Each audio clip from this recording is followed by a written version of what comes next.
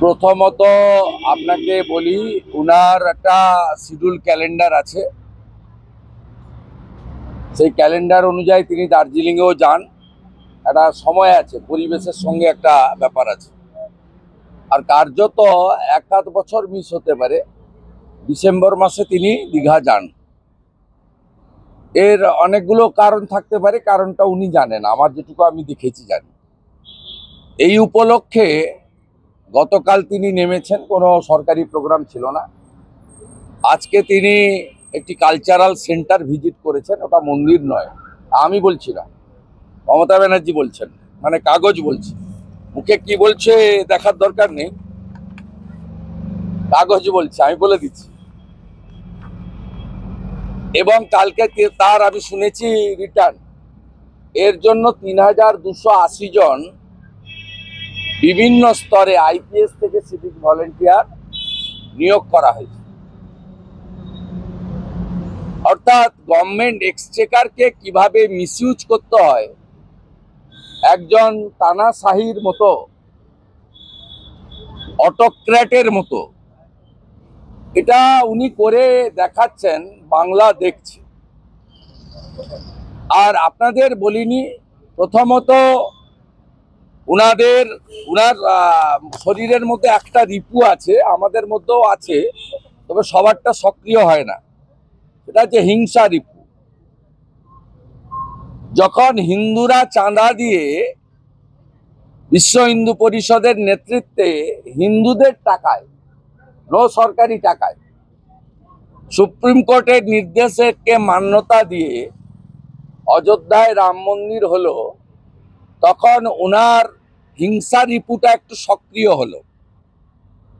উনি ভাবলেন যে এটার ক্রেডিট তো মোদিজি নিয়ে নিবে, তাহলে আমাকেও একটা মন্দিরের আদলে কিছু তৈরি করতে হবে।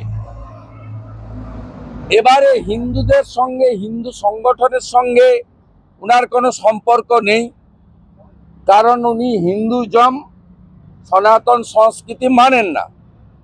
মানলে প্রত্যেক বছর ঈদের দিন রেড রোডে যেটা রিলিজিয়াস প্রোগ্রাম হয়, ঈদের শুভেচ্ছা বা ইত্যাদি সবাই দেয়, আমরাও দিইনি, কিন্তু যে রিলিজিয়াস প্রেয়ারটা হয় 30 দিন ধরে বা 29 দিন ধরে, ওই রোজা মাস পালনের পরে, সেটা কমপ্লিটলি ওই ধর্মে যারা বিশ্বাস করেন তাদের। মমতা ব্যানার্জি রেড রোডে প্রত্যেক বছর তিনি সকালবেলার প্রেয়ারে আসেন। স্বাভাবিক কারণে যিনি রেড রোডে দাঁড়িয়ে 100 দিনের টাকা নেই কেন, জবাব চাই জবাব দাও, নকল ওয়াশিং মেশিন বসিয়ে কালো কাপড় ঢুকিয়ে সাদা কাপড় বের করানোর ড্রামা, সেদিন তিনি বলেছিলেন বিশ্ব হিন্দু পরিষদ, রাষ্ট্রীয় স্বয়ংসেবক সংঘ, বজরং দল, এরা দাঙ্গাবাজ। স্বাভাবিকভাবে মমতা ব্যানার্জির সঙ্গে হিন্দু সংগঠনের কোনো সম্পর্ক নেই, তাই তিনি সরকারি টাকায় একটা ভাস্কর্য তৈরি করলেন, সিদ্ধান্ত নিলেন। একজনই তো গভর্নমেন্ট। এই ওয়ার্ক অর্ডারটা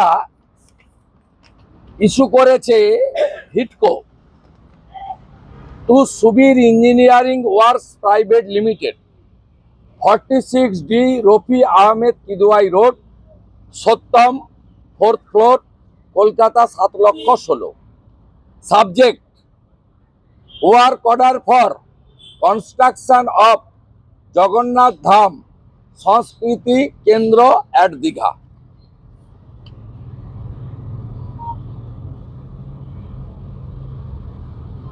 হলো, কাগজপত্রে কোথাও টেম্পল লেখা নেই। এবারে সংবিধান আমাদের সবচেয়ে বড়, তার নিচে সবাই আমরা।